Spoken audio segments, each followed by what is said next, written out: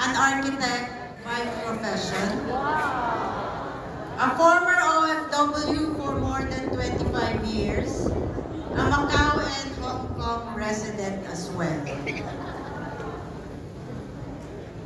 Thank you, EDC 6QPL, Mr. Mark Langford, for introducing lifestyles to my sister, Carmi Thomas, in the US. She is also an ED6QLPL now. To my sister, Emeline Whedon, an executive director in Australia, who pushed me with no excuses to run the next spin level. Daghan salamat, NMD Lucille, NMDG, GMD Jen Provido, o GMD June Igot sa inyong pagsalig o suporta. Nung nagdesisyon ako na mag-run, I have to cancel all my meetings in the office. So pumunta ako ng Baguio para mag-STP. Kahit may bagyo sa Baguio. Pumunta din ako ng La Union para mag-STP. Nandun naman ang lindol. Nagka-drive ako sa T-Plex, ang lakas ng ulan at zero visibility.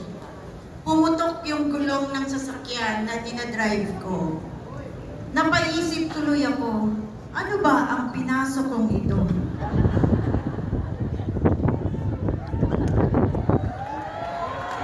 But you know what? I enjoy what I am doing right now. This is not about selling. This is a calling. Yung fulfillment na i-share mo yung products sa mga taong hindi pa nakakaalam na meron palang ganito sa Pilipinas. Parati kong iniisip lahat ng mga testimony sa lifestyles at doon tumutulong ang luha ko. Naiiyak din ako sa tuwa kung paano nabago ng lifestyles ang buhay ng mga taong may mga pangarap.